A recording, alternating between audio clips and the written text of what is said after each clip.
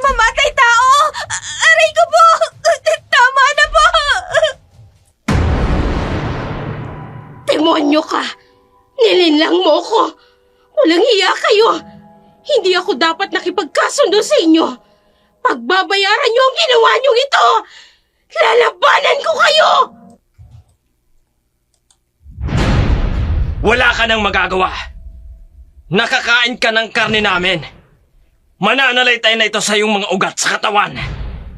Hindi ka na makatatanggi pa sa lahat ng inuutos namin sa'yo. Piliting ibuka ang bunganga niya. Ipakain ang kinakain natin. Ang special na delicacy ng mga aswang. Hindi kami aalis! Umalis ka sa daraanan namin! Kung ayaw mong matikman ang galit namin, pinatay niyo ang mga pamilya namin. Kaya gaganti kami sa inyo. Mga demonyo! Kayo ang pumatay sa mga asawa namin! Isang komunidad na sinunog, pinaghihinalaan ay pare. Paano at ano ang motibo ng panununog na ito? Magandang araw po mga kaibigan. Ito pong muli si Dark Shadow, ang inyong tagapagsalaysay.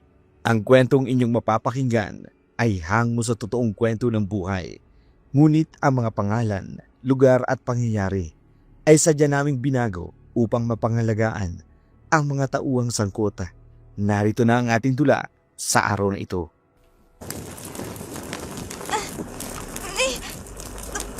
Bakit ang init? Anong nangyayari? Hindi! May sunog! Nay! Nay! Tulungan niyo ako! Saklolo! Mga kapitbahay! Tulungan niyo ako! Nasusunog ang bahay namin! Teka! Hindi ito bahay namin! Nasaan ako? Ang init!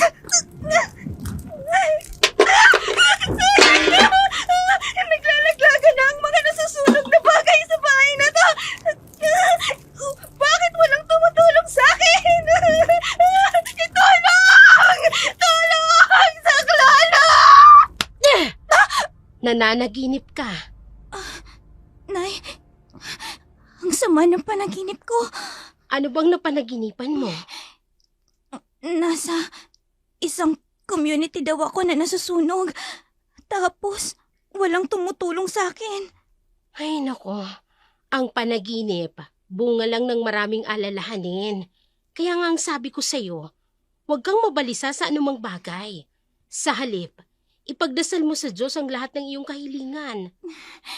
Nay, Sandali nga lang, kukuha ko ng tubig na maiinom mo. ang sama ng panaginip ko. Oh, Ay, uminom ka muna ng tubig. Sa susunod kasi, magdasal ka bago matulog. I-relax mo yung isip mo.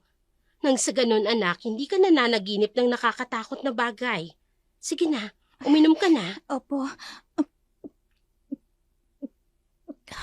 Kung ang iniisip mo ang kalagayan mo, gumagawa naman tayo ng paraan para masolusyonan yan.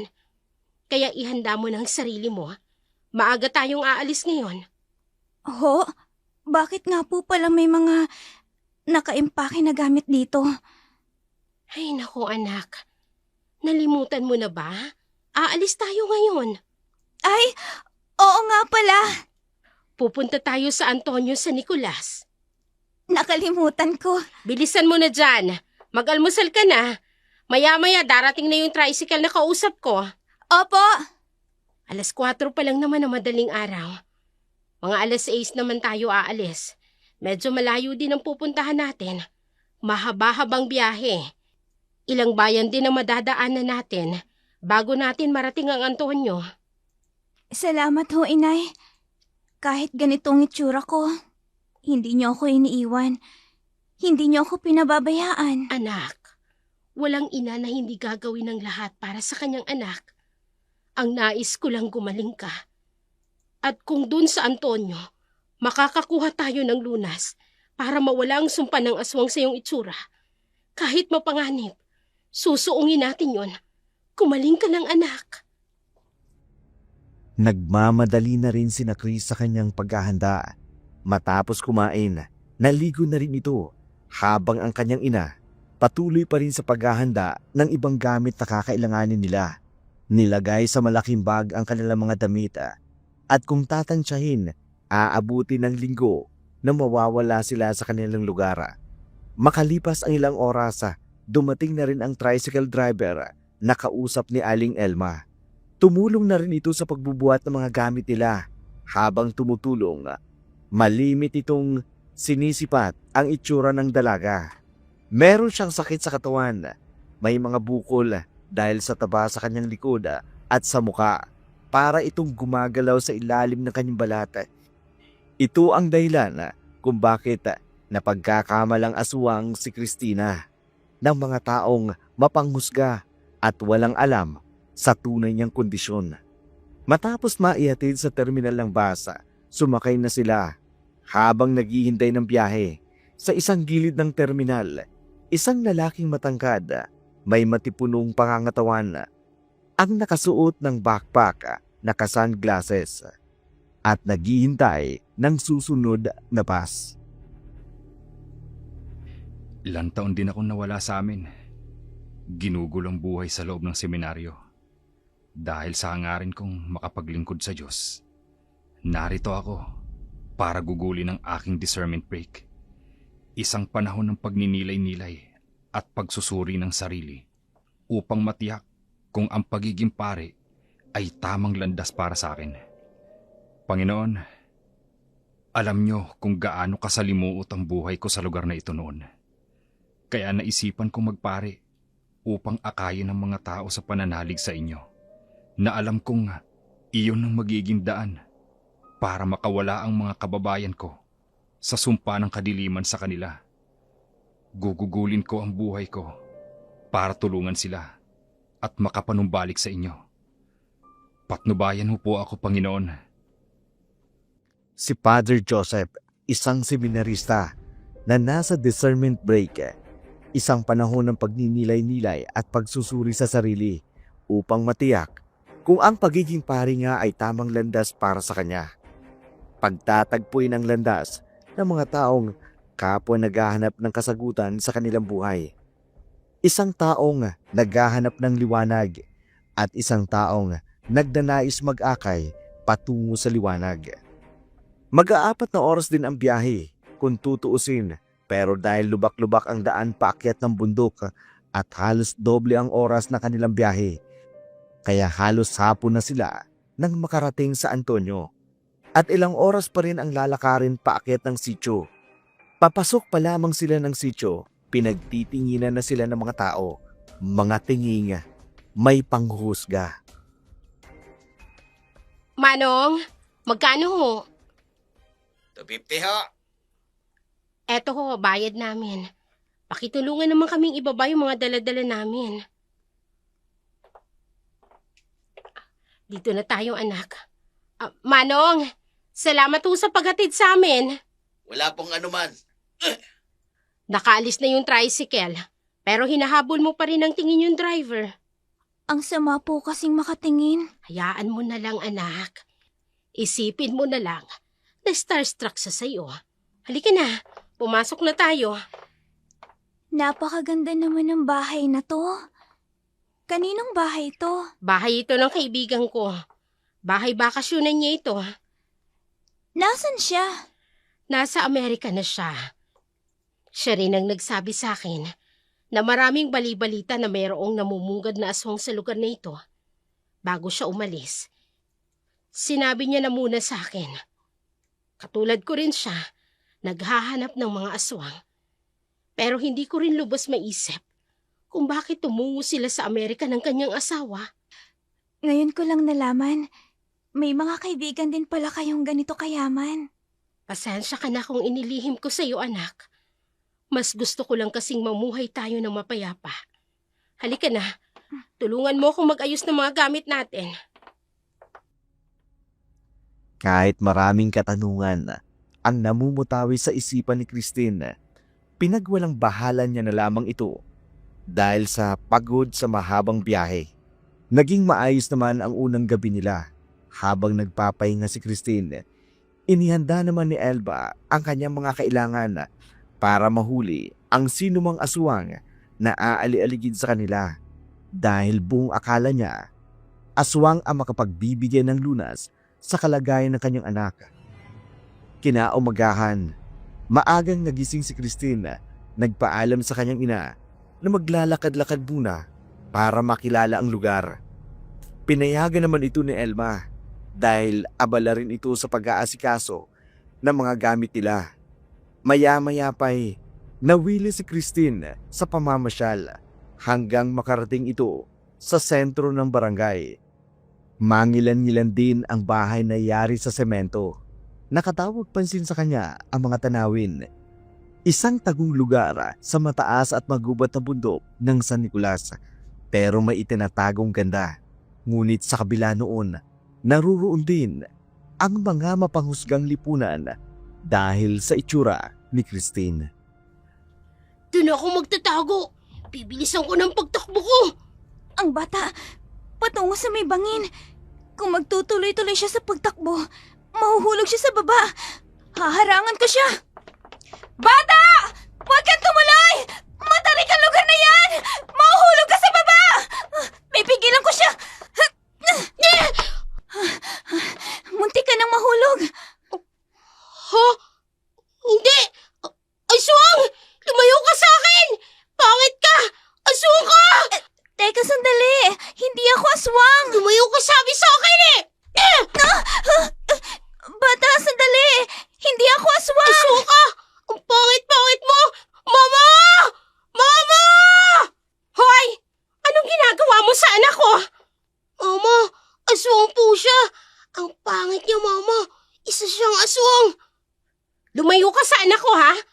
Anong klaseng tao ka? Bakit ganyan ang itsura mo? Aswang kayong umaaligi dito, ano? Umalis ka rito.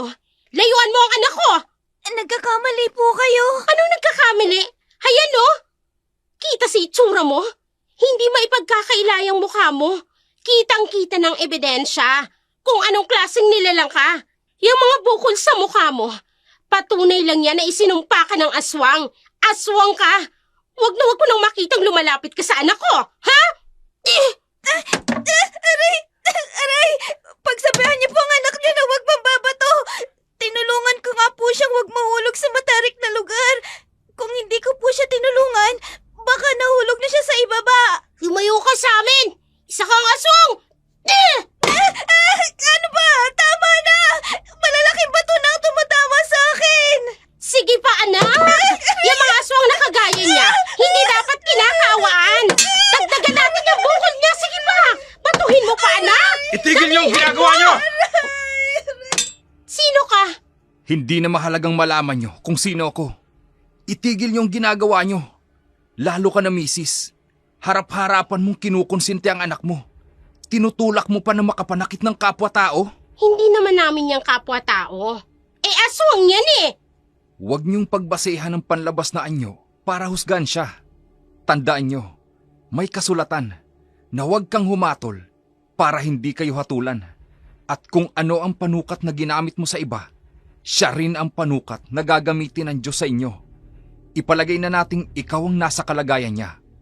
Gugustuhin niyo rin bang kutyain kayo ng tao? Lahat ng tao, nilikha ng Diyos. Kaya kung hindi man siya kaaya-aya sa inyong paningin, pero sa Diyos, kaaya-aya siya. Hoy, ikaw, pasalamat ka. May dumating na anghel dahil kung hindi, nadagdagan na sana yung bukol mo. Pananagutan ng mga magulang, sa Diyos, ang bawat anak na hindi napalaki ng maayos. Obligasyon ng mga magulang na palakihing may disiplina, may pagmamalasakit sa kapwa, at higit sa lahat, may takot sa Diyos. Yun dapat ang ipinamumulat nyo sa mga anak nyo.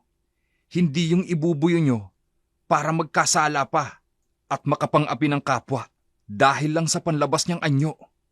Kung magsalita naman kayo, para kayong pare. Oy, sige na, Father. Hindi na humauulit. Tara na, anak. Pangit!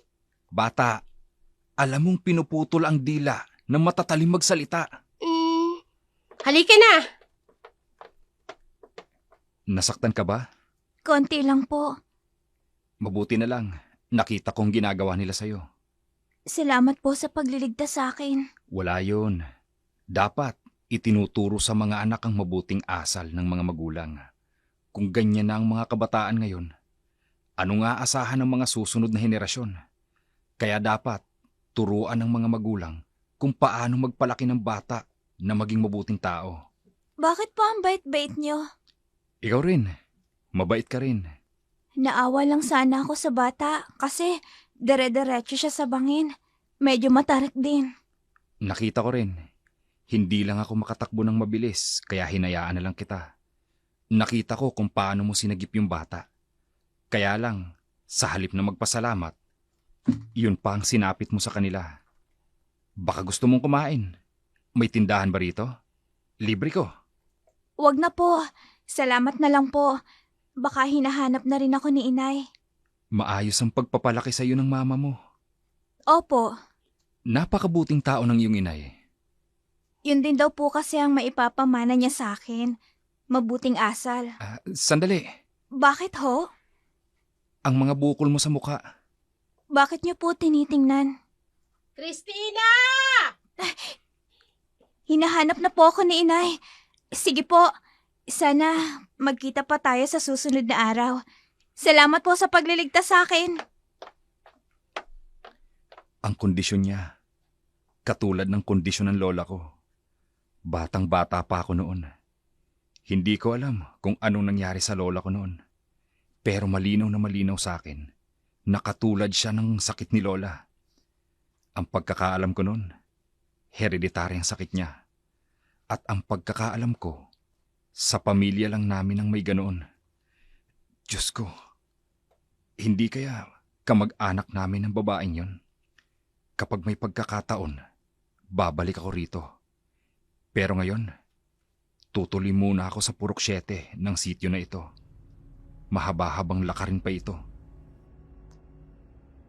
Nagmamadali ang lalaki na pumunta sa lugar na kanyang pupuntahan.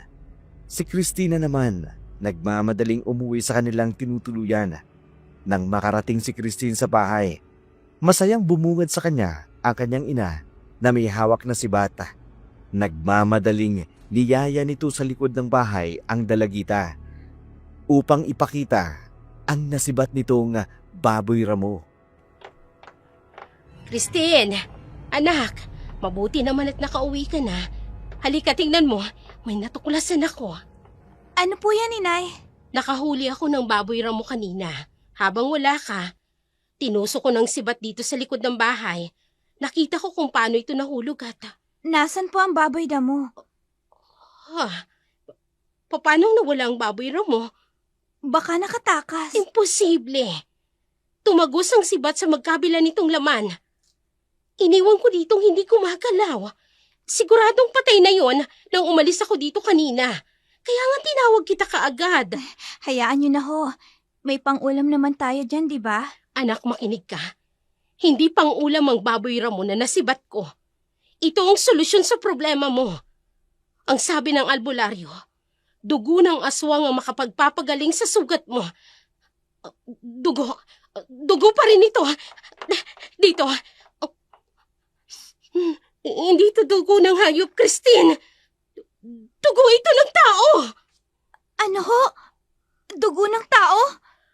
Oo, anak. Kilala ko ang pagkakaiba ng dugo ng hayop at dugo ng tao. Kung ganon, totoo nga ang mga kwento dito. May aswang nga sa lugar na ito. Sabi ko na nga ba, malakas ang kutob ko na aswang ang baboy ramo na yon. Christine, halika rito. Ipapahid ko sa iyo itong dugong ito. Halika! Pero bakit po, inay? Sinabi ng albularyo na kapag napatamaan namin ang aswang, ang dugo nito ay maaaring maging lunas ng iyong kalagayan. Halika na! Kaso, natuyo na ang dugo. Wala na. Ayos lang po, inay. Hayaan niyo na. Makakahuli rin tayo ng aswang sa lugar na ito. Ang akala ko pa naman, makakakuha na tayo ng lunas sa sakit mo. Tara na nga sa loob. Basta ang mahalaga, napatunayan natin na may aswang dito.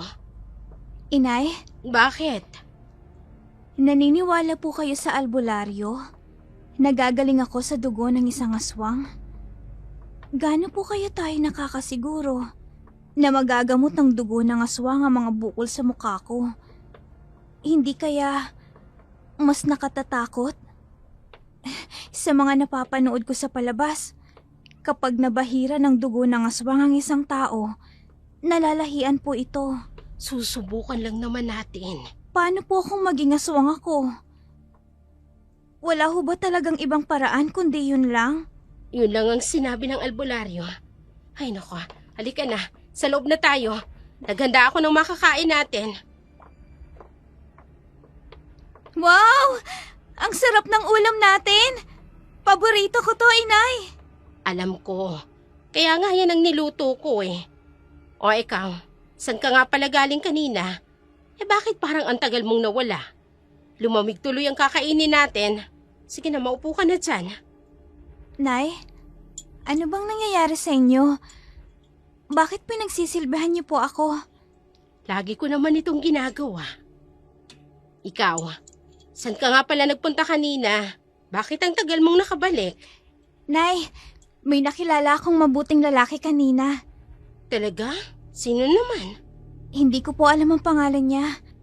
Pero, ipinagtanggol niya po ako dun sa batang lalaking nambato sa akin, kasama po yung nanay niya. Binato ka? Sino yun at susugurin ko? Naku, wag na ho, Inay. Sa susunod, huwag kang papayag na aapi-apihin ka dahil lang sa itsura mo. Ano ba kasing nangyari, ha? Kasi ho, tinulungan ko yung bata na hindi mahulog sa bangin. Pero akala nung bata aswang ako. Kaya, pinagbabato nila ako. Buti na lang, dumating yung lalaking yun at pinigil sila. Salamat naman sa Diyos at may nagtanggol sa'yo. Pinagalitan niya pa nga po yung babae at sinabi sa kanya na hindi daw dapat husgahan ng tao base sa itsura. Parang pare nga po ang dating niya, Inay eh. Pare? Bakit po, Inay? Bakit bigla kayong natigilan nang marinig niyong sinabi kong pare? Meron po ba kayong naaalala tungkol sa mga pare? Wala. Sige na, kumain na lang tayo. Sana magkita pa kami. Nang sa ganun po, maipakilala ko siya sa inyo. Halos kaidaran niyo lang siya eh. Nagpatuloy na lamang sa pagkain na mag-ina. Biglang natahimik si Elma sa sinabi ng kanyang anak. Pagkatapos kumain, tumungo na ito sa kanyang silid. Naghanda ng mga kakailanganin niya kinagabihan para sa kanyang paghahanap ng aswang. Ayon kasi sa kanyang paniniwala sa albularyo, ito ang makatutulong sa kanila para masolusyonan ang malalang kondisyon ng kanyang anak. Habang naghahanda, hindi niya maiwasang mapaiyak nang may maalala siyang nakaraan sa kanyang buhay. Nasaan ka na kaya ngayon? Ang huli nating pag-uusap. Para magpaalam ka sa akin na magsiseminaryo ka. Wala akong laban. Wala akong lakas ng loob na sabihin sa iyong totoo. Kasi ang buong akala ko, magiging akin ka. Magiging tayo. Pero sino ako para pigilan ka sa plano ng Diyos sa buhay mo? Mas gusto ko pa rin ang buhay mo na maglingkod ka sa Diyos bilang pari. Paano kung sabihin ko sa iyong totoo? Kung gayong masisira ang pagpapari mo kapag nalaman mo may anak ka sa akin. Kaya mananatiling lihim na lang ang tungkol sa ama ni Christina. Naging tahimik ang bawat sandali sa pagitan ng mag-ina. Hindi na rin pinansin pa ni Christine ang pananahimik na kanyang ina. Inisip na lamang nitong marahil iniisip ng kanyang ina ang hangarin nitong makapaghunting ng aswang kinagabihan. Dala ang pangontra na gamit sa paghuli ng aswang. Nagpaalam na si Elma na aalis muna. Ninais naman sanang sumama ni Christine pero hindi naman ito pumayag. Dumating ang umaga. Bigo naman ang kanyang ina sa layunin nito. Matapos mag-agahan, Nagpahinga na ang kanyang ina at habang nagpapahinga ang ina, nagpasya si Christine na mamasyal uli sa labas. Hindi niya inaasahan ang kanyang makikita. Abay, grabe naman nagsinapit ang mga alaga mong kambing. Ay, sa tingin nyo, sino kaya ang gagawa nito? Hindi tao ang gagawa nito, kundi isang impakto. Kung tao man, taong may sira sa utak. Maniniwala ba kayo? Kung aswang ang may gawa nito, hindi kaya aswang? Bay, matagal nang walang aswang sa sityo natin. Huwag niyong sabihin, meron na namang gumagalang aswang sa sityo natin. Kailangang mag-ingat ang bawat taga-nayon. Proteksyonan ang mga alaga nilang mga hayop. Baka hindi lang ito ang gawin nila. Ang lalo pang nakakatakot, baka hindi na lang tao ang punteryahin nila. Sino naman kaya ang gagawa nito? Kapitan, baka hindi nyo pa po alam. May dayo tayo dito sa sityo natin. Dayo? Oo, dayo. At kapag nakita ninyo, walang duda, may lahing aswang. Muntik na ang biktimahin ng anak ko. Mabuti na lang at nasundan ko kaagad. Saan sila tumutuloy? Hindi ko alam. Pero para sa inyo, aalamin ko. Hindi naman ako papayag na maubos ang mga alaga natin. Yun na nga lang ang natitirang kabuhayan. Tapos mapipirwisyo pa ng dayong aswang na yun. O sige. Mabuti na lang pala at nakabisita ako sa sityo na ito. At least, nasaksihan ko mismo ang mga kaganapan. Sige, aalis na ako, pero pangako, gagawa ako ng aksyon tungkol sa bagay na ito. Manadagot ang may kagagawa ng lahat ng ito. Aswang nga ang may kagagawa nito. Malakas ang kutob ko. Naaswang yung babaeng muntik na mabiktima ng anak ko. Ang pangit ng itsura niya. Kahit saang anggulo, aswang talaga siya. Baka naman gawa-gawa mo lang ito. Nung una napaalis mo na yung mag-asawa sa taas. Yung may bahay na bato doon. Buntis pa naman yung babae. Napaniwala mo kami na aswang yun. Kaya sila umalis nang wala sa oras. Totoo naman Mula nga nang umalis sila, wala nang aswang na nambibiktima dito sa atin. Sada nga lang, totoo ang sinasabi mo. So hindi kayo naniniwala na aswang nga yun? Hindi ko alam. Hindi ko pa naman napapatunayan. Speaking of aswang, tingnan nyo yung dumarating Ay, ang pangit. Nasa na si Kapitan? Wala na, nakaalis na. Umalis na yung habal-habal na sinakyan niya. Yan. Yang babaeng yan, muntik na yang sumalakay sa anak ko. Yan ang aswang. Hindi po ako aswang. Kung hindi ka aswang, paano mo ipapaliwanag yung mga alaga kong mga manok na namatay? Puno ng kagat at wakwak ang tiyan, pati yung asawa ng kumari ko, ha? Namatay din si Paring Kanor. Wala po akong kinalaman dyan. Hindi ko po alam yung mga pinagsasasabi nyo. Alam nyo ba, natagpuan si Paring Kanor na wala ng buhay kaninang umaga. Dilat ang mga mata. Halatang takot na takot bago namatay. At nakatuwa dito naliligo siya sa sarili niyang dugo habang ang kanyang lamang loob pilit na kinuha mula sa kanyang puwitan. Hindi po ako ang may gawa niyan. Hindi po ako mamamatay tao. Manahimik ka, aswang! Pinatay mo ang asawa ko! Hindi po ako aswang. Wala po akong kinalaman dyan. Minsan mo nang pinagtangkaan ang buhay ng anak ko. Muntik mo nang itulak sa bangin sa burol, ha? Dapat sa'yo parusahan Wala ba kayong gagawin para panagutin ang babaeng ito? Mula nang dumating yan dito, nagkaroon na ng katakot-takot na kaganapan sa lugar natin. Sandali lang. Kain ko palang nakita ang babaeng ito dito. Hindi naman tama na basta na lang natin siyang husgahan at ipasa sa kanya ang sisi. Lalo na't wala naman tayong ebidensya. Kinakampihan niyo ang aswang na yan? Hindi lang kaaya-aya ang itsura niya dahil sa mga bukol niya sa mukha. Hindi! Kailangang managot siya sa nangyayari dito sa sityo natin. Tama na yan. Ano?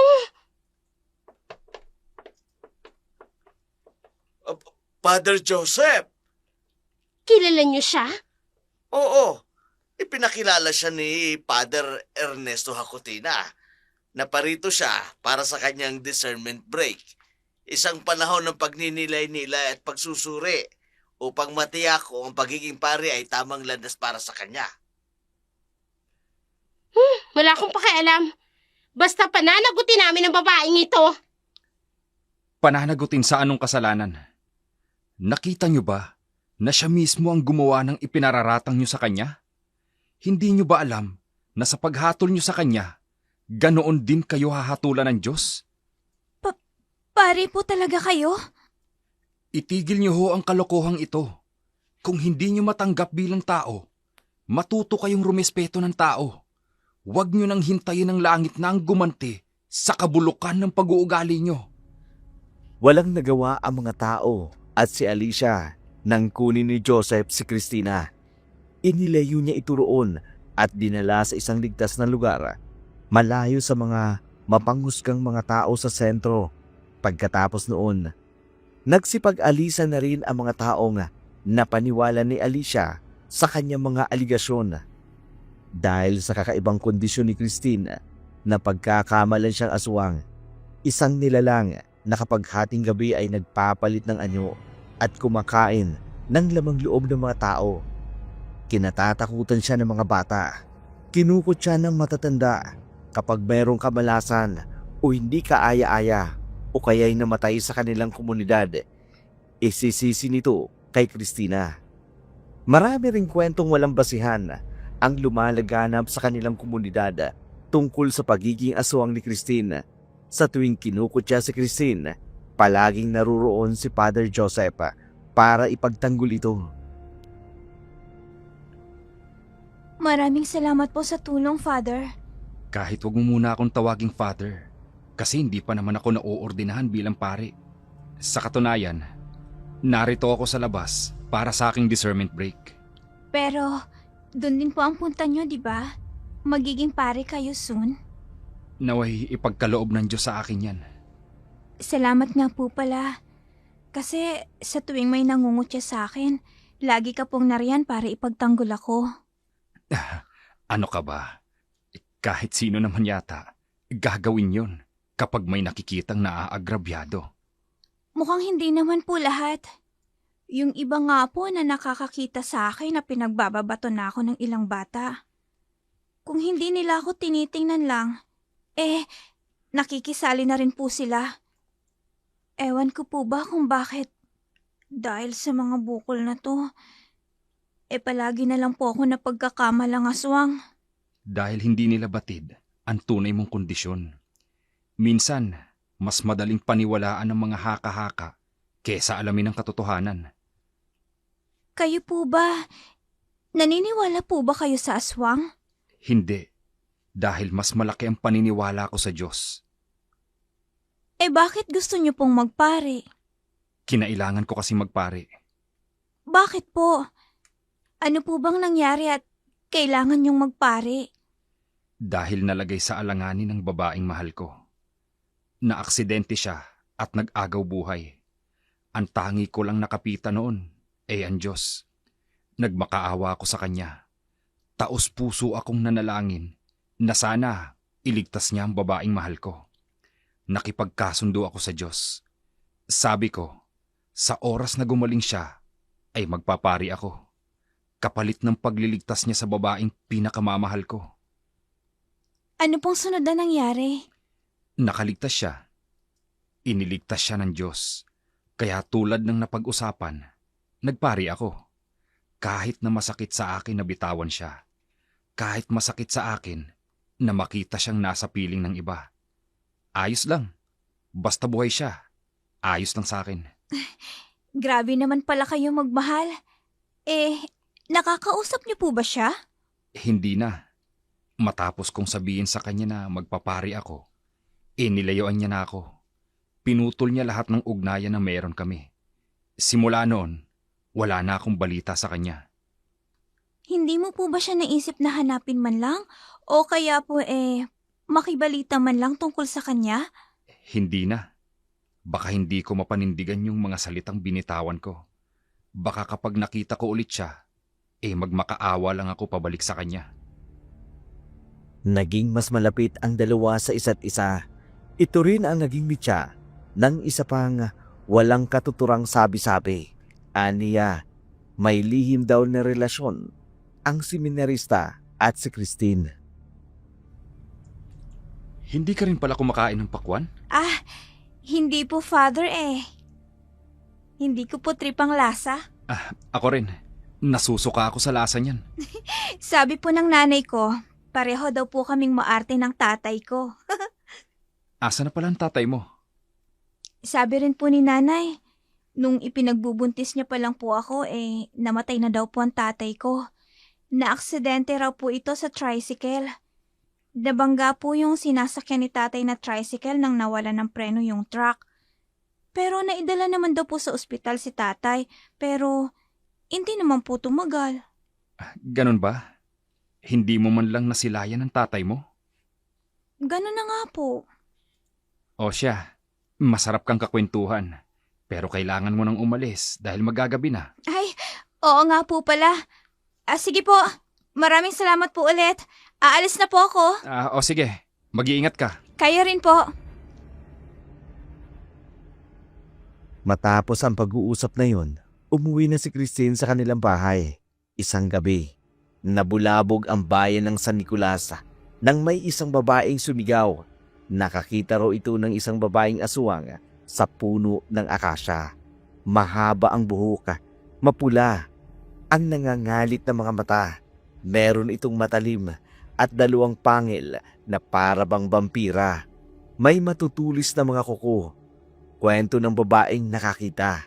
Muntik na siya nitong madagit kung hindi lang siya nakadapa kaagad. Dahil sa insidenteng yun, mas lumala ang hinahinala kay Christine. Hindi nakaligtas ang ganitong chismis kay Aling Elma. Kaya sa galit nito, gumawa siya ng paraan para magantihan ang mga nagkakalat ng chismis. Mahal na mahal ni Aling Elma ang kanyang anak na si Christine. Habang natutulog ito, pinagmamasdan niya ang kanyang anak.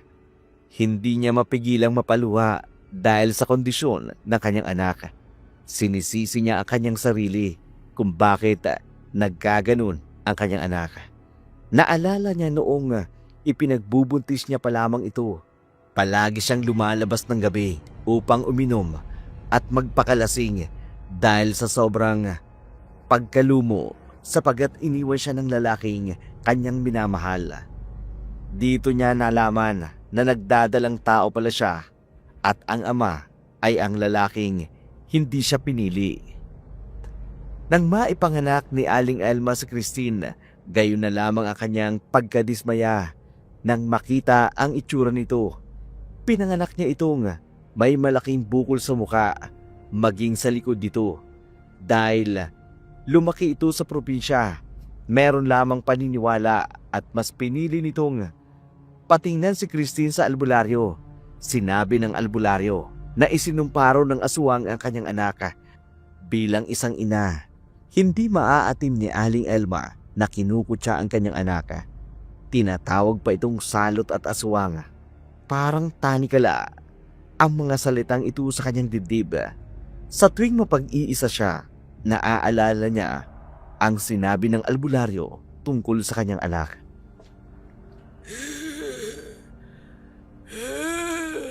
Sinumpa ang anak mo ng aswang. Ho? Bakit naman isinumpa ang anak ko? Dahil sa inggit. Inggit?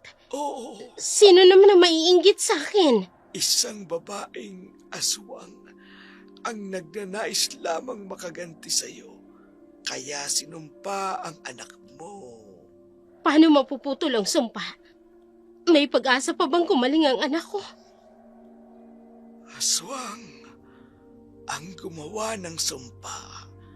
Kaya aswang din ang makatatanggal ng sumpa. Ang ibig mong sabihin, kailangan kong hanapin ang aswang na nagsumpa sa anak ko? Maaari. Pero may mas matinding paraan para dyan. Ano? Dugo. dugo ng aswang. Kailangan mo makakuha ng dugo ng aswang at dapat mo itong ipahid sa katawan ng iyong anak pagsapit ng kabilugan ng buwan. Saan naman ako maghahanap ng aswang? Ay bahala ka na doon. Pero may alam akong lugar. Sa Sitio Antonio, bayan ng San Nicolas. Marami akong nababalitaan tungkol sa sitio na yon. Naglalabasan ang mga aswang sa iba't ibang anyo. Meron nga raw na may biyesta pa. Malayo ang lugar na yon. Pero kung susubukan mo, wala namang mawawala sa'yo. Mapapagod ka lang. Pero may posibilidad na gumaling ang anak mo. Kaya kami nandito dahil sa sinabi ng albularyo. Kailangang makahanap ako ng aswang sa lugar na ito. Isang palatandaan ng aswang ang hindi sila makatingin ng diretsyo kapag kinakausap. Yun ang kailangan kong mahanap sa lugar na ito. Teka, ang lalaking yun, kanina pa pasipat-sipat dito sa bahay na tinutuluyan namin. Ang mga gamit ko. Humanta ka sa akin. Kung aswang ka man, pinapadali mo ang trabaho ko. Ang buntot pagi at ang sibat, ihahanda ko. Mabilis na kumilos si Elma. Sinamantala ang pagkakataon. Nagbabaka sakaling aswang ang nakita niyang umaali-aligid sa kanila. Dahil bihasa sa pagiging aswang hunter si Aling Elma, mabilis siyang nakakilos. Nasundan ang lalaking nagmamasid sa kanila sa likod ng bahay. Sino ka? Bakit mo kami minamanmanan? Hindi naman. Napadaan lang ako. Kilala ko yung dating nakatira dito. Napansin ko lang, bago na yung nakatira. Bakit hindi ka makatingin sa akin ng diretso? Duling kasi ako eh. Nahihiya ako sa inyo. Tumingin ka ng diretso! Anong kailangan mo sa amin? Wala. Tingnan ko lang sa gagawin ko. Kung hindi ka magsasabi ng totoo, Anong? alam mo naman siguro kung ano ang hawak ko. Mahigpit ang pagkakahawak mo sa buntot pagi. Oo. At kahit aswang, mamimilipit sa sakit kapag nahampas ko nito. Mamumula, magkakasugat, at mamamaga ang tatamaan nito. Anong gagawin mo? Naghahanap kasi ako ng aswang. Kaya susubukan ko ngayon. Baka makatagpo ako ng aswang. Subukan mong tumakas. Sisibating kita. Wala akong ginagawang masama. Paraanin mo. Hindi. Hanggang hindi mo sinasabi sa akin ng totoo. Kung bakit ka nagmamasid sa bahay na ito. Sinabi ko na sa'yo, diba? Hindi ako naniniwala. Hindi ako naniniwala. Magsabi ka ng totoo! Mamimilipit ka sa sakit. Pero hindi naman talambraso mo. Aswang ka! Aswang ka! Hindi ko alam ang sinasabi mo. Umamin ka! Aswang ka nga!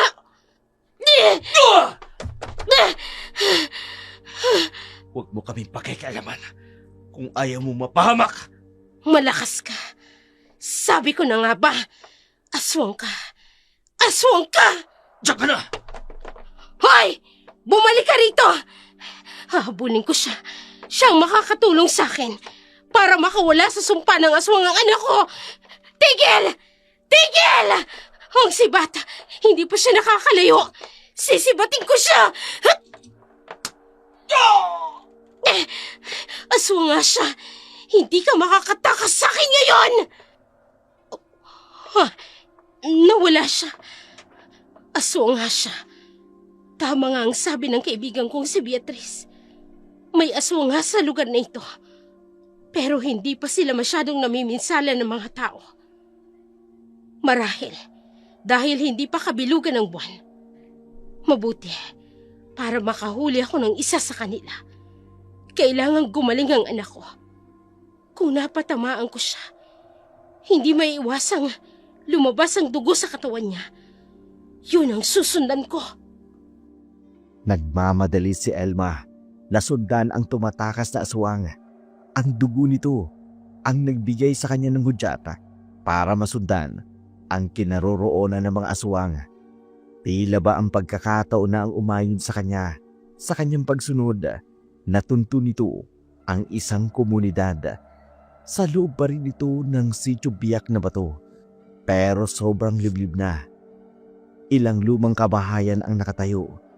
Ang mga taong naruroon halos hindi makausap ng maayos. Lahat ay nakatingin sa kanya. Doon niya napatunayan na pasok niya na ang lungga ng mga aswang. Nandito na siya, Supremo. Naghahanap nga siya ng mga katulad natin. Pigilan ang mga kasamahan. Huwag gagawa ng hindi maganda. Hintayin natin ang kabilugan ng buwan bago tayo kumilos. Kamahalan, makabubuti siguro.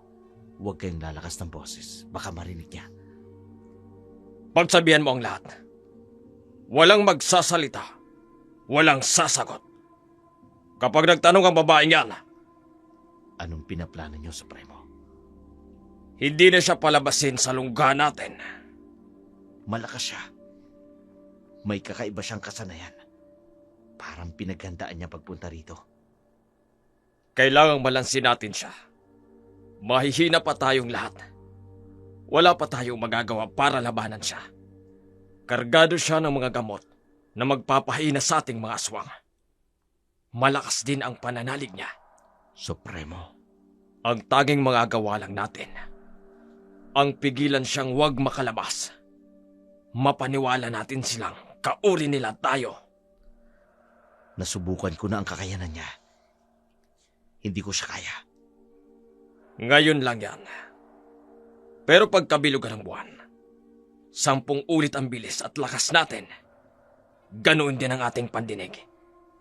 Kaya habang kinakausap ko siya, pagsabihan mo ang mga kasama natin na huwag gagawa ng anumang ikagagalit ng babaeng yan. Ano pong pinaplano ninyo? Ako nang bahala sa gagawin ko. Haharapin ko siya. Gawin mo ang sinasabi ko. Sige ho. Ano nga pala yung sinabi niyo? Sige ho. Alis na ako. Pangahas na pumasok sa aming lungga. Wala pang nakakapasok dito na nakalabas ng buhay. Pagkain ang lumapit sa amin. Total, matagal-tagal na rin kaming hindi nakakain ng laman ng tao. Ikaw ang magiging handa namin sa kabilugan ng buwan. Hinarap ni Supremo si Elma. Wala namang kaalam-alam sa tunay na pinaplano ng pinuno ng mga aswang.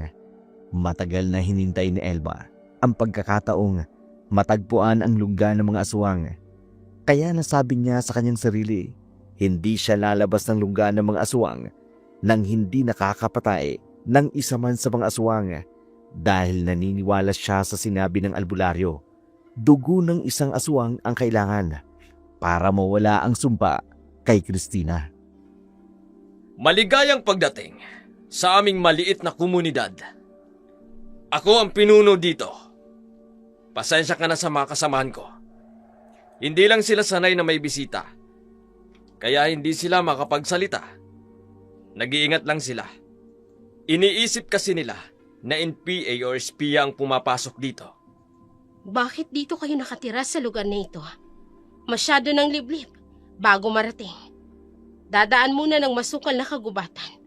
Kung hindi sasadyain, hindi makikita ang lugar ninyo. Nais naming mamuhay ng tahimik. Malayo sa magulong lungsod at sa mga taong mapagsamantala. Anong klaseng nilalang kayo? Bakit mo na itatanong? Naghahanap ako ng kakaibang nilalang. Nang aswang? Isinumpa ang anak ko, ayon sa sabi ng albularyo. Kaya tanging aswang ang makapag-aalis ng sumpa sa anak ko. Inaakala mo bang mga aswang kami? May sinaktan akong aswang sa sityo. Alam kong nasugatan ko siya. Kaya sinundan ko ang bakas ng kanyang dugo. Kaya nasisiguro ko, ang lugar na ito ay pinamumugaran ng aswang. Hindi ka nagkakamali. Mga aswang nga kayo! Oo. Pero mga aswang na pinipilit na mamuhay ng kagaya ninyo. Hindi kami ang mapaminsalang mga aswang. Isinuko na namin ang aming kapangyarihan. Pinili naming mamuhay gaya ng isang normal na tao. Nilalabanan namin ang pag-atake ng pagiging aswang. Nagsasabi ka ba ng totoo? Oo. Nagsasabi ako ng totoo. Pero matutulungan namin ang anak mo na makawala sa sumpa. Katulad ng ginagawa namin sa kabilugan ng buwan. Tulungan niyo lang ang anak ko. Titigil ako sa paghunting ng aswang. Kung ganon, makisa ka sa amin sa gagawin naming ritual ng pagtakwil. Ritual ang pagtakwil. Pagtakwil ng dating likas. Para tanggapin ang bagong likas. Dating likas ang pagiging aswang. Bagong likas ang pagiging kagaya ninyo bilang taong normal. Lahat kami rito ay nagsasagawa ng ritual. Kung may sumpa na pagiging aswang ang anak mo, makabubuting madala siya rito. Nang matulungan ka namin na makawala siya sa sumpa ng pagiging aswang. Salamat. Kung meron naman palang madaling paraan na hindi na kailangan ng pagdanak ng dugo ninyong mga aswang, masusundin ko kayo dahil kayo ang mga nilalang na nakakaalam kung paano mawawala ang sumpa ng anak ko. Makakaasa ka na matutulungan namin siya. Magtiwala ka lang sa amin. Kailangang madala ka agad siya dito. Dahil bukas makalawa, kabilugan na ng buwan. Kailangang maisama namin siya rito. Babalik ako. Sa pagbabalik ko, kasama ko na ang anak ko. Sige. Pero ang hiling namin, bukas ka na umalis. Alanganing oras na. Madilim na ang daan. Hindi lang kami ang nilalang na kinatatakutan ng mga tao. Natatakot akong baka masumpungan kanila. Hindi ka na makabalik. Lubha silang mababangis. Pero kung bukas makalawa, kabilugan na ng buwan, hindi magandang uuwi ako ngayon. Para bukas kasama ko na siya. Pasasamahan kita sa isa sa mga kasamahan ko. Para maging ligtas ka. Kahit bukas ng madaling araw kayo umalis. Ang mahalaga, madaling araw, may kaunting liwanag na. Hindi na makakapanalakay ang mga aswang. Mahina kami sa ganong oras. Sige, magtitiwala ako sa inyo. Pero wag niyo lang akong lilinlangin. Dahil masama akong magalit. Hindi ako mangingiming lipunin kayo ng mga kasamahan mo.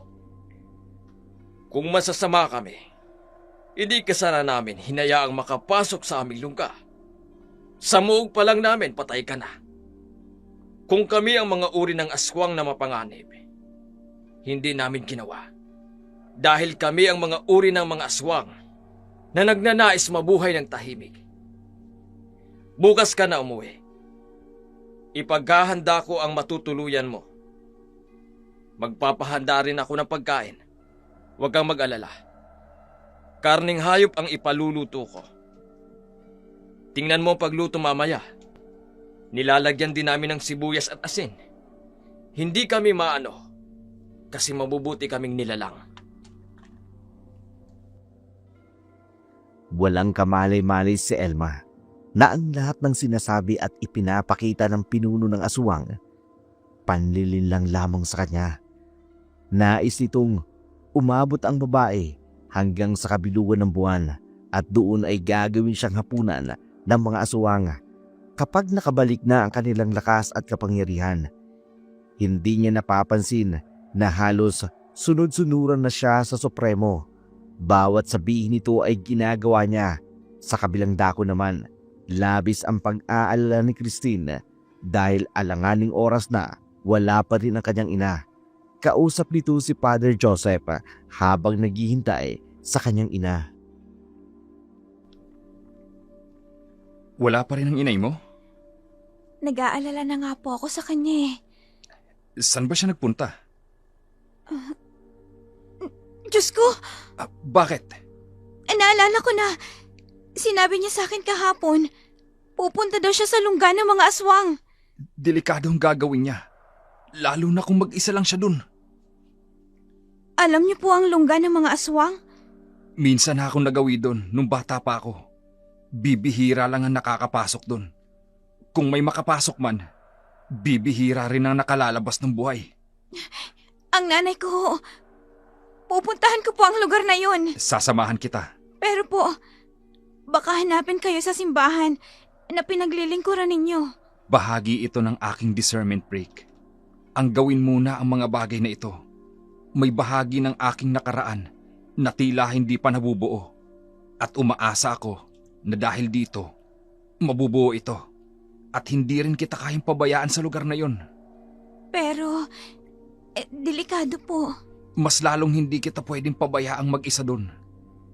Hindi po kayo natatakot. Ngayon pa, tumagal na ako sa seminaryo. Lumakas na ang aking pananampalataya.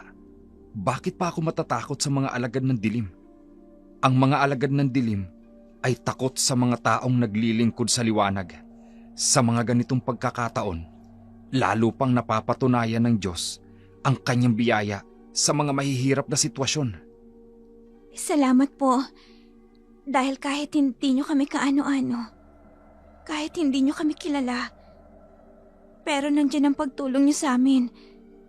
Kung wala po kayo, hindi ko po alam kung ano ang gagawin ko. Paano nga po pala kayo napunta sa lungga ng mga aswang? Mahabang kwento. Alam mo bang hindi lang ang kagalingan ng dati kong kasintahan ang dahilan kung bakit pumasok ako sa pagpapari? Ano ho yun? Isa pa rin ito sa dahilan ko. Ang lugar na ito, na minsan naming naging tahanan, ay naging bahagi ng aking nakaraan. Nasaksihan ko kung paano namuhay ang mga taga rito. Kung paanong nabuhay kasama ang mga aswang. Nais ko lang akayin sa liwanag at huwag makapasok sa kapangyarihan ng kadiliman. Napakabuti niyo po. Bihira lang ang pare na may ganyang hangarin. Ang akayin, ang mga taong hindi normal na namumuhay sa liwanag. Sa iba, buwis buhay ang ganyang gawain. Ito ang propesyon namin. Ang mamatay alang-alang sa mga taong maaakay para sa Diyos. Kailan po tayo aalis? Bukas ng madaling araw. Bukas tayo aalis. Kailangan, bago magliwanag, ay naroroon na tayo. Minsan kasi, hindi namin nakikita sa umaga ang lugar na yon. Nanliligaw ang mga aswang na naroroon. Pero ngayong malakas ang pananalig ko sa Diyos, wala silang magagawa para magamitan tayo ng kapangyarihan. Patayin niyo ang aswang!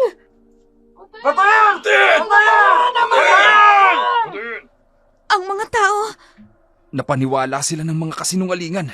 ano pong gagawin ko? Haharapin natin sila. Ako ang kakausap. Ang sama talaga ng tingin nila sa akin dahil sa kalagayan kong to. Mga aswang! Lumabas kayo dyan! Lumabas kayo! Father, Kasama mo ko. Hindi ka nila maaano. Anong kaguluhan ito? Ayan ang aswang! Bakit kayo nang gugulo? Father, bakit kayo tumutuloy sa bahay ng mga aswang? Hindi sila mga aswang. Mga kasama! Ang assistant ng simbahan ng Antonio, nakikituloy sa bahay ng demonyo ng mga kampo ng kadiliman? Akala ko ba, aakayin mo kami sa liwanag? Bakit ikaw mismo nakikisama sa mga alagad ng dilim? Father, Ako nang bahala. Patayin niyo ang babaeng yan! Anong karapatan mo para utusan ng mga taong ito? Kayo naman, naiisip niyo pa ba ang ginagawa niyo? Naiisip niyo ba ang kahihinat ng ginagawa nyo? Sa tingin nyo, makaliligtas kayo sa batas kapag ginawa nyo yan? Human rights violation ang ginagawa nyo yan. Kahit ang mga alagad ng batas, walang karapatang patayin ng sinuman. Anong pruweba nyo at kailangan nyong patayin ang babaeng ito? Mula nang dumating siya sa lugar namin, naging magulo na ang barangay. Samot-saring patayan ang nagaganap. Mula lang nang dumating sila. Sapat na bang dahilan yon para patayin nyo siya? Nakita nyo ba sa akto na siya ang gumagawa niyan? Sino sa inyo ang isa man na nahuli siya sa akto na kinakain ng mga alaga niyong hayop o pinatay ang mga kamag-anak nyo? Walang makasagot. Isa lang ang ibig sabihin nito. Wala isa man sa inyo ang magpapatotoo kahit isa. Kung ganon, isang malaking kasinungalingan ang pinaparatang ninyo. Kayo'y nagkakaisa para sa isang kasinungalingan. Maawa kayo sa mga sarili nyo. May mga pamilya rin kayo. May mga anak. Hindi nyo rin gugustuhin na mangyari ito sa mga anak ninyo. Sabi ko lang nga ba hindi tayo dapat nakinig kay Alicia. Hindi nyo ba nakikita ang mga sarili ninyo? Kayo ang totoong lumilikha ng kaguluhan. Kayo ang totoong nagpapasakop sa udyok ng kadiliman. Sino ngayon ang mga nasa alagad ng dilim? Di ba? Ang mga taong mapanglikha ng kaguluhan? Maniwala kayo sa akin! Aswang yan! Oy, nasan ba ang patunay mo? Father, pasensya na ho nag-domino effect kami. Basta na lang kaming sumunod kay Alicia nang wala man lang sapat na basihan. Bakit ka ba galit na galit sa aswang? Dahil pinatay nilang asawa ko! Sa aswang ka gumanti. Huwag sa inosenteng batang ito. Anong kasalanan niya sa'yo? Siya man ay biktima ng aswang. Buong buhay nila, humahunting sila ng aswang para makawala sa sumpa ng aswang sa katawan niya. Ayon sa paniniwala nila. At ang ina niya ngayon ay nanganganib dahil sumuong ito sa lungga ng mga aswang. Ngayon, papunta kami doon para bawiin ang kanyang ina para iligtas. Kung gusto mo, sumama ka sa amin para makita mo ang mga totoong aswang. Habang nagaganap ang kaguluhan sa Barangay Antonio, sa lungga naman ng mga aswang sa biyak na bato, naghihintay ang Supremo ng tamang pagkakataon. Ang buwan, unti-unti nang lumalaki. Kasama nito, ang lumalaking gutom na mga aswang. Nakahanda na ba ang masarap na hapunan para sa ating bisita? Kung anong mga paborito nating hapunan, yun din ang ating ipapakain sa kanya. Kung kakain siya ng kinakain natin, paano natin siya makakain bukas? Kung hindi man natin siya makain, at least maging kauri na lang natin siya. Masusunod, Supremo. Ang mga paborito nating pagkain, siguraduhin ninyong hindi niya agad mahahalata ang tunay na lasa. Kailangan natin siyang panatilihin dito hanggang sa kabilugan ng buwan. Paano kung makalata siya, Supremo? Sabihin ninyo na mga espesyal na putahe natin ito. Mga lutong probinsya na hindi niya nasubukan dati. Dahil totoo naman yun, hindi ba? Oo, Supremo. Dalhin niyo doon. Mamaya lalabas siya sa kanyang tutuluyan. Ikaw naman, habang kumakain, iligpit mo ang mga gamit niya, ang mga pangontra laban sa atin. Masusunod po. Bilisan niyo na.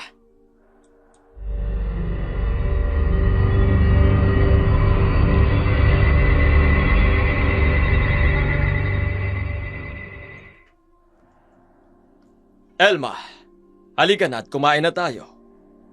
Naghanda ang mga kasamahan ko ng masasarap na pagkain. Ang bango naman. Hindi ko pa nakikita ang mga ganitong klase ng ulam. Mga native delicacies naman ito.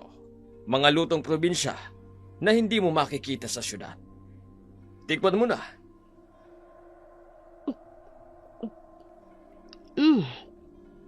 Masarap nga. Medyo kakaibang lasa. Pero May problema ba? Bakit ka tumigil sa pagmuya? Ipaayos ko sa tagapagluto namin. O baka hindi ka lang sanay. parang may kakaiba. Hindi, okay lang. Siguro dahil hindi ko pa nakain ng ganitong klase ng pagkain. Kumain ka pa. Kailangan mo ng lakas para sa biyahe bukas. Parang hindi ko kaya. Nasusuka ko. Bakit? Hindi mo ba gusto ang pagkain namin? Hindi. Siguro dahil pagod lang ako sa paglalakbay. O baka ayaw mo talaga sa pagkain ng mga suwang? Ano? Narinig mo naman. Ang kinakain mo ngayon ay pagkain namin ng mga suwang. At dapat mong kainin lahat. Anong ibig sabihin nito? Nilinlang niyo ko. Pinaniwala niyo ako na mabubuting aswang kayo. Pero ngayon, Wala ka nang magagawa, Elma. Nakakain ka na ng karne namin. Mananalaytay ito sa iyong mga ugat sa katawan. Hindi ka na makakatanggi pa sa lahat ng iuutos namin sa iyo. walang hiya kayo. Hindi ako dapat nakipagkasundo sa inyo. Pagbabayaran ninyo ang ginawa niyong ito. Wala ka nang magagawa. Sinira na namin lahat ng gamit mo. Wala ka nang magagawa laban sa amin. Walang sinuman ang nakapasok dito na makakalabas ng buhay. Walang hiya kayo. Nasaan ang mga gamit ko? Wala na! Sinira na namin! Lalabanan ko kayo! Hawakan ninyo sa... Pilitin ninyong kumain! Kailangan makain mo ang kinakain namin para maging kaul ka namin o ikaw ang kakainin namin. Karne ng taong ipinakain niyo sa akin kanina. Timonyo ka! Nilinlang mo ko! Likas na sa amin ang mapaglinlang. Kung hindi namin kaya ang kalaban, nililin lang namin. Minsan na naman naming napatunayan na ang mga tao madaling mauto, madaling mapaniwala. Yun ang kahinaan ninyo. Kaya ayaw naming mabuhay na kagaya ninyo. Piliting ibuka ang bunganga niya. Ipakain ang kinakain natin. Ang special na delicacy ng mga aswang! Ayoko! Kumain ka! Kumain ka! Kain! Kain!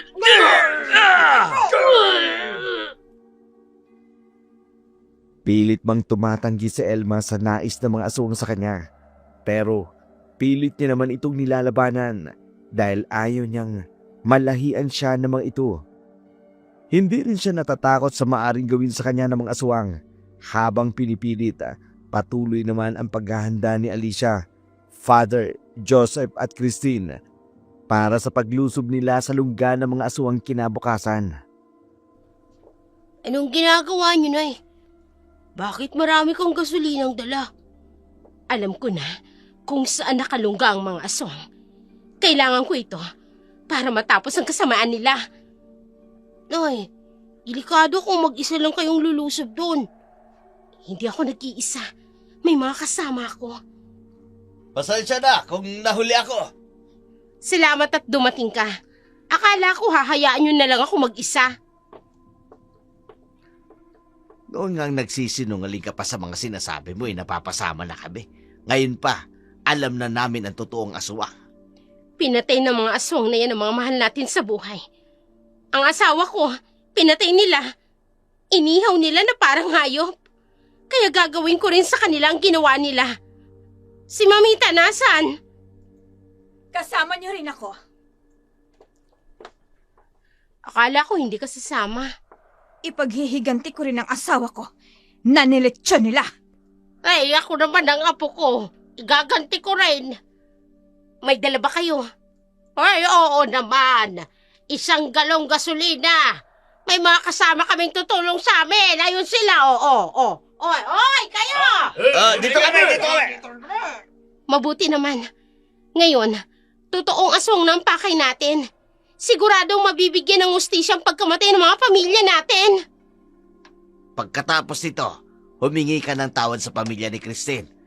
Nakakaawa naman yung bata. Biktima rin sila. Tsaka ako nagagawin yan kapag napatunayan ko na wala siyang lahing aswang. Kung wala nga talaga silang kinalaman sa pagkamatay ng asawa ko. Ano? Sasama ba tayo kina Father? Hindi. Pero bakit? Paano kung mabulilyaso sila? Di pare-pareho tayo mabubulilyaso. Mauuna tayo sa kanila. Hindi na tayo magpapaalam sa kanila na lulusob tayo. Lulusob na tayo sa lungga ng mga aswang nang hindi sila kasama. Pinaghandaan ng grupo ni Alicia ang pagsalakay sa lungga ng mga aswang. Yun din ang hugot niya sa buhay, kaya ganun na lamang ang galit niya sa mga taong napagkakamalan niyang aswang. Kinaumagahan, maagang gumayak ang grupo ni Alicia. Si Christine at si Father Joseph naman, patuloy na naghihintay kina Alicia kung sasama ito sa kanila. Dala ang mga naiwang gamit sa paghahanting ng aswang, ang sibat at ang mga buntot pagi na naiwan ni Elma. Dinala ito ni Christine at ni Father Joseph bilang proteksyon na rin sa kanilang pagsalakay. Mukhang tayo lang ang tutungo sa lungga ng mga aswang. Wala sila. Marahil natatakot na sila. Hindi tuloy nila mapapatunayan na inosente kami. Isa nga rin yan sa paraan sana para mabura sa kanila ang pagdududa nila sa pamilya mo. Okay lang, Father. Wala namang ibang mahalaga sa akin ngayon kundi ang mabawi ang nanay ko. Para makilala niyo na rin siya. Sana nga buhay pa siya. Sana nga, buhay pa siya. Nang sa ganon, makilala ko naman siya. Father, kahit tayong dalawa lang, alam ko, papatnubayan din tayo ng Diyos. Sigurado yun. Marami ang tutulong sa atin sa panalangin. Kaya nasisiguro ko na pakikinggan ng Diyos ang mga dasal nila. Sino pong sila, Father? Hindi lang simbahan ng Kora-Paro ko. Nakipag-ugnayan din ako sa ilang mga Protestant church dito sa San Nicolas. Ganon din sa mga born again at Baptist church. Natutulungan tayong manalangin. Alam ko, dibdiban silang manalangin. Kaya alam ko, tutulungan tayo ng Diyos. Okay lang ho sa inyo na makipag-ugnayan sa kanila? Sila ay mga kapwa ko alagad ng Diyos. Naniniwala ako na kapwa kami tinatawag ng Diyos na maglingkod sa Kanya. Sa iba-ibang kaparaanan nga lang. O ano, handa ka na? Handang-handa na po. Nakakahanga ka. Akalain mo, kahit bata ka pa, marunong ka nang gumamit ng sibat. Tinuruan kasi ako ng nanay ko. Sakali daw na may makasalubong kaming aswang. Ay, hindi ko pa nga po pala na ikukwenta sa inyo.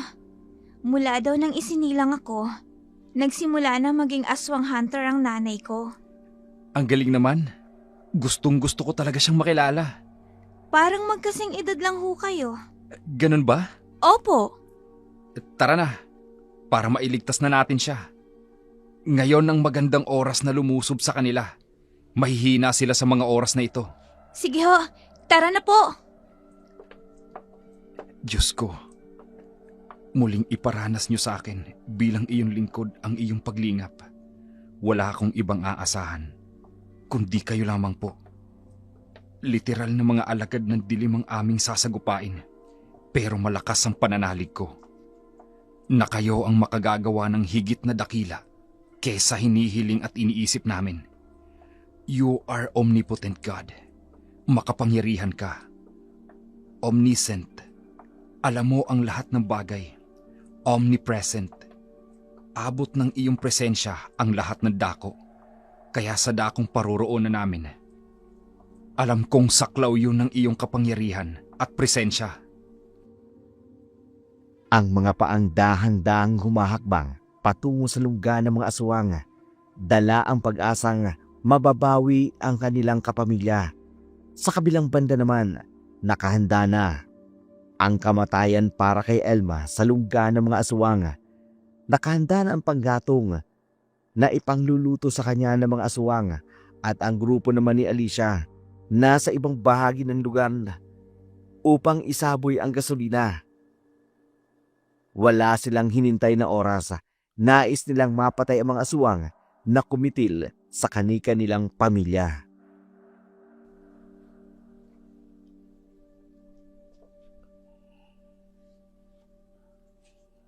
Sino kayong mga tao? Sino kayong pangahas na naglakad at pumasok sa aming teritoryo? May nakakita sa atin. Ano gagawin natin ngayon, Alicia? Alicia, baka mapurnada tayo. Akala ko safe sa atin ang lugar na ito. Bakit natunugan nila tayo? Huwag kayong matakot. Ito na yung pagkakataon natin. Ano mang panganib ang dala nila, haharapin natin. Hindi tayo papayag na hindi sila magbayad sa ginawa nila sa pamilya natin. Sumagot kayo! Mga trespasser kayo dito! Walang taong pinapayagang pumasok sa lugar na ito! Kakaiba siyang magsalita. Hindi siya katulad natin. Mga aswang nga sila. Tama si Mang Pedro. Ang boses niya ay may kakaiba. Parang hindi normal na tao. At isa yan sa pumatay sa pamilya natin. Umalis kayo rito! Kung ayaw niyong mapahamak! Kapag nakapasok kayo sa borderline, hinding-hindi na kayo makalalabas ng buhay! Hindi kami aalis. Umalis ka sa daraanan namin. Kung ayaw mo matikman ang galit namin, pinatay niyo ang mga pamilya namin. Kaya gaganti kami sa inyo! Alicia, sigurado dapat na tayong... Hindi! Hindi ako natatakot. Lalaban ako. Lalaban tayo! Pero, Walang pero! Eto ng oras. Mga demonyo kayong pumatay sa mga asawa namin! Mga hunghang! Hindi kayo makatatakbo sa amin! Nasa harap na natin. Nakita ko na siya. para sa asawa ko, sibatin natin! Ipaghiganti natin ang ating mga pamilya! Sibatin na yan! Tumago sa dibdib ko! Natamaan natin ang aswang. Totoo nga na aswang siya! Hindi! Hindi niyo ako mapipigilan! Isa ka pa sa mga pumatay sa asawa ko! Walang patawad para sa inyo! Patay na! Patay na siya! Hindi ako makapaniwala. Talagang napatay natin ang isang aswang. Pwede na akong umuwi. Nakapatay na ako ng isang aswang! Isa pa lang yan, Gaga! Marami pa silang kasama sa loob. Kaya lulusob tayo! Walang iwanan! Lulusob tayo! Lulusob tayo! Lusubin! ang aswang! Para sa mga asawa nating pinatay nila! Tara na! Hindi pa tapos ang laban. May mga kasama pa yan sa loob na dapat nating lipunin. Matagumpay na naipatumba ng grupo ni Alicia ang mga aswang na humarang sa kanila. Nagpatuloy sila sa paglalakad hanggang makarating sila sa lungga ng mga aswang. Nakita mismo ng kanilang mga mata ang ginagawa kay Aling Elma. Mula sa di kalayuan na lungga ng mga aswang, gamit ang teleskopyo, nakikita nila ang kaganapan sa maliit na community ng mga aswang. Supremo, naitali na namin siya. Nakahanda na rin ang kawayan para sa pagkabit. Mabuti. Ibitay ninyo siya ng patiwarik. Siguraduhin ninyong hindi siya makakali sa pagkakabitay. Ano pong gagawin natin sa kanya? Dahil ayaw niyang kumain ng pagkain ng mga aswang, siya na lang ang magiging pagkain natin. Hindi! Pakawalan niyo ako rito! Wala akong ginagawang masama sa inyo! Anong wala? Ikaw ang may gawa ng sugat na ito sa aking balikat. Ikaw ang baboy Ramon na nasibat ko! Oo! Kaya ngayon, ikaw naman ang sisibatin ko gamit ang sibat na ginamit mo sa akin. Bago pa magkabilugan ng buwan mamayang gabi, kailangang luto na siya. Siya ang magiging hapunan natin. Huwag mo na siyang gamitan ng sibat para maramdaman niya ang init at unti-unti niyang kamatayan. Kailan pa natin sisimulan? Ngayon pa lang. Maghanda na kayo ng apoy. Malaki ang kailangan nating panggatong. Maawa kayo sa akin! May anak ako. Hindi niyo ako pwedeng patayin. Ang tanging nais ko lang ay mawala ang sumpa ng anak ko. Kailanman wala pa akong pinatay na aswang. Naghahanap lang ako ng aswang na makakatulong sa akin. Inuto-uto ka lang ng albularyo. Yan kasi. Nagpapaniwala kayo sa mga albularyo. Paanong makagagaling ang dugo ng aswang sa anak mo? Lalo pa nga itong malalahian ng pagkaswang. Nakikiusap ako. Pakawalan niyo ako. Matutulad ka na sa mga taong naglakas ng loob na pumasok sa aming lungga. Walang nakakalabas dito ng buhay. Yan ang napapala ng mga pangahas na pumapasok dito. Hindi iniisip ang pinapasok.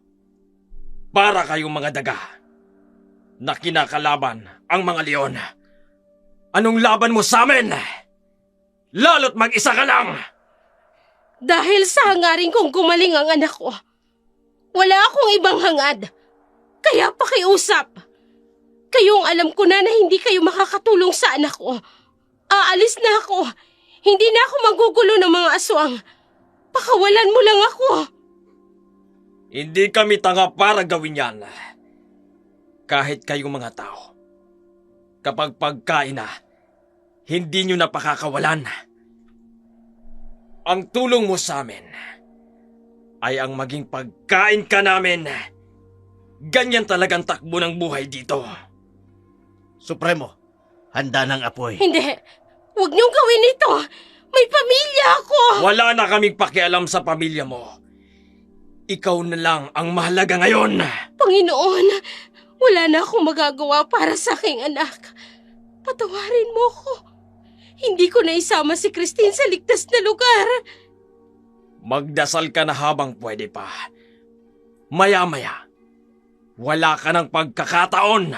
Christine, anak ko, sana'y mapatawad mo ko. Hindi ko natupad ang pangako ko sa iyo. Supremo, simulan na natin. Simulan na! Bago pa dumating ang mga bisita natin, kailangang tapos na tayo!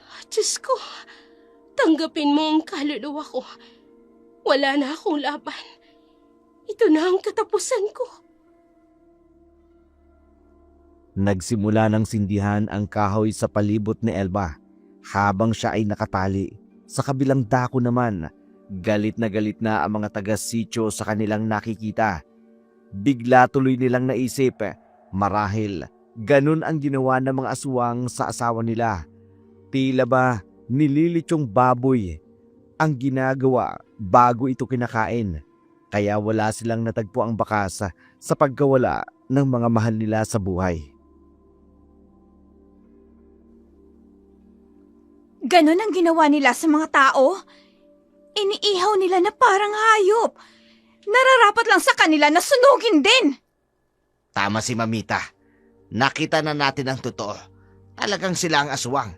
Hindi tayo dapat mag-antay pa. Tama kayo. Napatunayan ko na rin na hindi aswang ang pamilya ni Elma at ni Christine. Mabuti naman at natauhang ka. Biktima lang pala sila ng mga aswang tulad natin. Hindi sila ang kalaban natin. Bilang pambawi sa kanila, tutulungan natin si Elma na makawala sa kamay ng mga demonyong yan.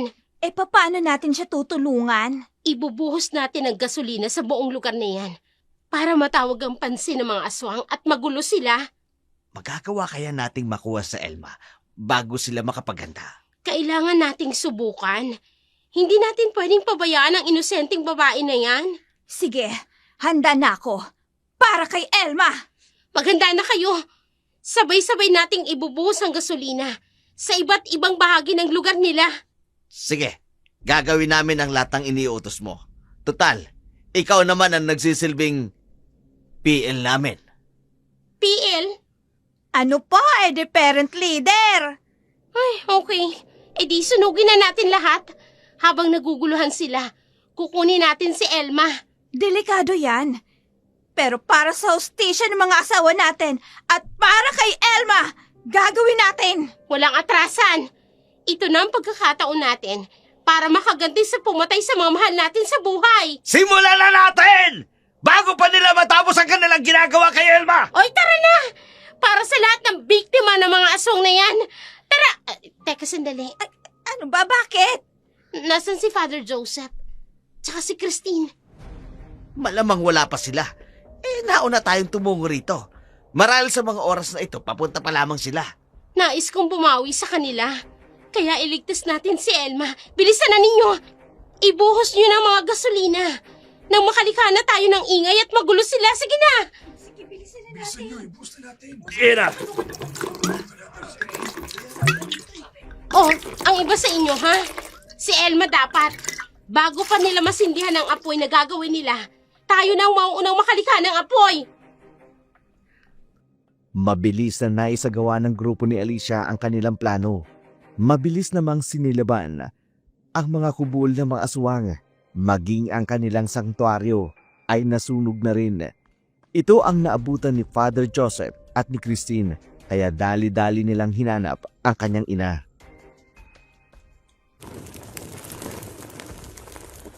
May malaking sunog sa lugar ng mga aswang. Father, may nagkakagulo na doon.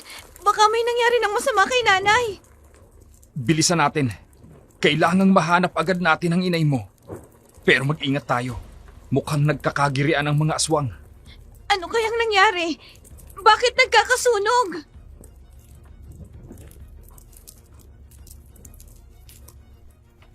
Mga walang iya! Sinunog ninyo ang aming tahanan! Sinunog ninyo ang aming sanktuary! Sinong lapastangan ang gumawa nito? Mga kapun ko! Ano po? Wala kayong ititira! Hanapin ninyo ang naglikha ng sunog! Patayin sila! Suprema! Nasusunog na ang lahat ng kabayanan natin! Hanapin ninyo ang naglikha ng sunog na ito! Patayin ninyo sila! Sino kaya ang naglakas ng loob na gawin ito sa amin? Hindi ko alam. Pero kung sino man yan, babayaran nila ng buhay ang ginawa nila!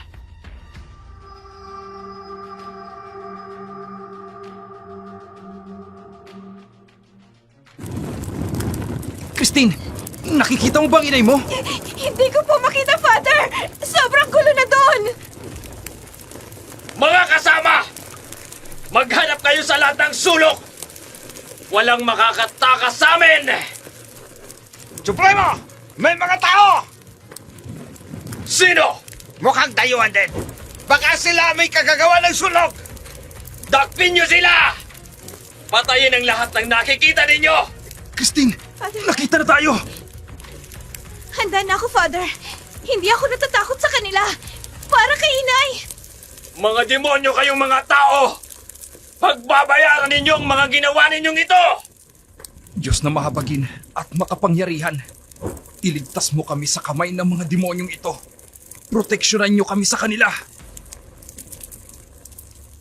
Hindi tayo makakalapit! May kung anong nakasisilaw sa taong yan! Sino kang demonyo ka? Hindi ba't ikaw ang demonyo na namiminsala ng mga tao? Pumapatay ng mga walang kalaban-laban. Kayo ang kampo ng demonyo! Ikaw ang nanunog ng aming lungga. Pagbabayaran ninyo ito! Supremo! Nakawala ang bihag! Sinong bihag ninyo? Hanapin ninyo ang babae yon! Hindi dapat makatakas ang babae yon! Siya ang magiging hapunan natin! Saan niyo dinala ang nanay ko? Ikaw! Ikaw nga ang anak niya! Halos kahawig ka nga namin. Isinumpa ka nga ng isang aswang!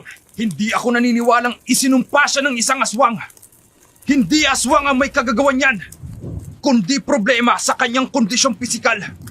Ilabas niyo ang bihag niyo! Ilabas niyo na! Anong kaguluhan yon? Mga militar supremo, binabaril nila ang mga kasama natin. O hindi! Hindi maaaring maubos ang ating lahi! Halika! Bitawan mo ako! Ikaw ang magiging pain ko para matigil ang mga militar na yan sa pagpapaputok sa aking mga kasamahan. Itigil ninyo yan! Itigil nyo ang ginagawa ninyo! Kung ayaw ninyong pugutan ko ng ulo ang babaeng ito, Itigil niyo ang ginagawa niyo! Bihag nila ang anak ko! Parang awa niyo na! Itigil niyo ang pagpapaputok! Baka patayin nila ang anak ko! Pakiusap! Tama na! Itigil niyo ang ginagawa niyo! Suprema! Ang sunog ang nakatawag pansin sa mga militar. Nakita nila ang malaking apoy. Kaya naalarma sila. Na! Magbabayad ng mahal ang naglikha ng sunog na ito! At ikaw na pari ka! Ikaw ang nanunog sa amin! Hindi ko magagawa yan. Kararating ko lang. Inay! Tumakas ka na ho! Sandali. Kilala ko siya. Kilala niyo po ang nanay ko? Hindi ito ang oras para pag-usapan ang mga revelasyon ninyo! Magselis kayo! Kung ayaw ninyong mapugutan ng ulo ang babaeng ito! Wag! Maawa ka sa anak ko! Bakit? Naawa ba ang mga sundalong tinawag mo? Para pagbabaralin kami? Buhay ng mga kasamahan ko ang nawala. Kaya matitikman nila ang tindi ng galit ko! Huwag mong idamay ang anak ko! Elma! Joseph! Sige! Lumapit ka sa kanya! Mag-usap kayo! Pero ang babaeng ito, ang magiging hostage namin. Para makatakas kami ng mga kasamaan ko! Anong ginagawa mo dito? Tutulungan ko sana ang anak mo na bawiin ka sa kanila. Joseph, tulungan mo ko. Bawiin natin si Christine. Kailangan mo siyang iligtas. Oo, ililigtas ko siya. Pero Tsaka ko na ipapaliwanag sa iyong lahat. Basta gawin na lang natin para mabawi natin sa kanila ang anak ko. Sa tulong ng mga militar at ng grupo ni Alicia, ligtas nilang nabawi si Christine at si Elma sa kamay ng mga aswang. Habang ang pinuno ng aswang na si Supremo, hiniling na wag silang papatayin. Kaya dinala ng mga militar sa kampo at doon ikinulong. Tao sa puso namang humingi ng tawad si Alicia sa mag-ina. Sa mga paratang nito sa kanila, tinanggap naman agad ni Christina ang paghingi nito ng tawad. Ang grupo naman ni Alicia, masayang makitang maraming aswang ang namatay. Sa puso nila, nabigyan ng hustisya ang pagkamatay ng kanilang kapamilya. Salamat po sa Diyos at ligtas tayong lahat, Inay. Oo, anak. Salamat din kay Father Joseph. Kung wala siya, baka kung ano nang nangyari sa akin, mabuti na lang talaga at naisipan yung puntahan ako. Father, okay lang po kayo? Parang tahimik po kayo simula kanina. Joseph, ito na ang tamang panahon para malaman mo ang totoo. kinakabahan man ako. Pero alam ko na ang katotohanan ang magpapalaya sa akin. Ano pong totoo? May hindi po ba ako nalalaman? Anak, si Father Joseph, siya ang ama mo. Ano po? Pero sabi niyo po namatay ng papa ko sa aksidente. Nagsinungaling ako, anak. Ginawa ko yun para protektahan kayo pareho. Para hindi magkaproblema sa pagpapari niya. Christina, nang una kitang makita, alam ko agad na may koneksyon tayo.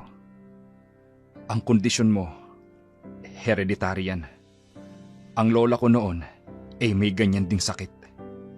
Kaya pala, parang kilala na kita noon pa man, Father. Hindi lang yun, anak. May paraan pa para gumaling. Ang lola ko, naipagamot niya ang sakit na yan. May mga espesyalista sa Maynila na nakagagamot niyan. Totoo po ba? Gagaling pa ako? Pasensya na kayo. Kaya ako naghanap ng aswang. Kasi akala ko yun ang paraan. Hindi ko alam na may modernong gamot na pala. Walang dapat ipagpatawad, Elma. Ginawa mo lang ang sa tingin mong tama para sa anak mo. Pero Father, papaano na po ang pagpapari niyo? Hindi ho ba magkakaroon ng problema?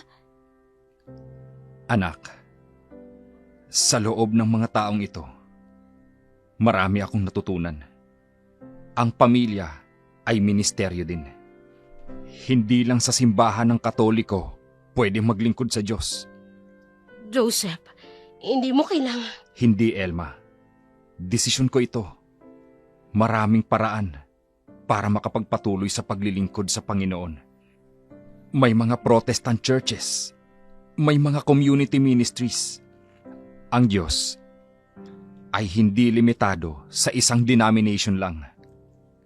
Ibig niyo ho bang sabihin? Ibig kong sabihin, pipiliin kong buuin ang pamilya natin. Maghahanap ako ng ibang paraan para makapagpatuloy sa paglilingkod sa Diyos. Bilang ama, bilang asawa, at bilang ministro sa ibang kapasidad. Sigurado ka ba?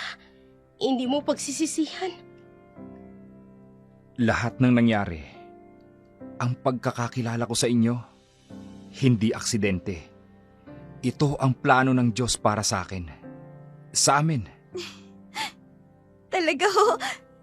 Hindi pa rin po ako makapaniwala.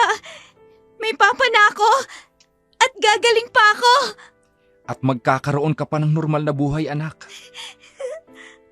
Pupunta tayo sa Maynila para magpagamot. At tapos, magsisimula tayo ng bagong buhay bilang pamilya. Salamat, Panginoon. Sa wakas, kumpleto na ang pamilya namin. Panginoon, salamat sa pagbibigay ninyo sa akin ng pamilyang ito. Gabayan niyo kami sa bagong simula na ito at ipakita ninyo sa akin kung paano ko kayo paglilingkuran sa pamamagitan ng pagmamahal ko sa pamilya ko. Amen. Amen. Ngayon, umuwi na tayo. Umuwi na tayo sa ating bagong simula. Nagtapos ang kwento ni Christine sa paghahanap niya hindi lamang ng lunas sa kanyang kondisyon, kundi ng kumpleto niyang pamilya. Ang sakit ni Christine ay tinatawag na lipoma, isang kondisyon sa katawan kung saan meron itong bukol na gawa sa taba sa kanyang likod at sa kanyang muka. Ngunit sa modernong panahon, ang lipoma, isang kondisyon na madaling magamot ng mga dalubhasang doktor sa pamamagitan ng simpleng operasyon. Hindi ito sumpa o gawa ng mga aswang, kundi isang natural na kondisyon na maaaring mangyari sa sinuman sa tulong ng wastong medikal at pangangalaga. Lubos na gagaling si Christine at magiging normal ang kanyang buhay. Ang tunay na kagalingan, pisikal man at higit sa lahat, espiritual na karamdaman, tanging ang Diyos lamang ang makapagbibigay ng lunas sa lahat ng karamdaman. Si Joseph, natagpuan niya ang kanyang tunay na pagkakatawag, hindi bilang pare, kundi bilang ama at ministro ng Diyos sa kanyang sariling tahanan.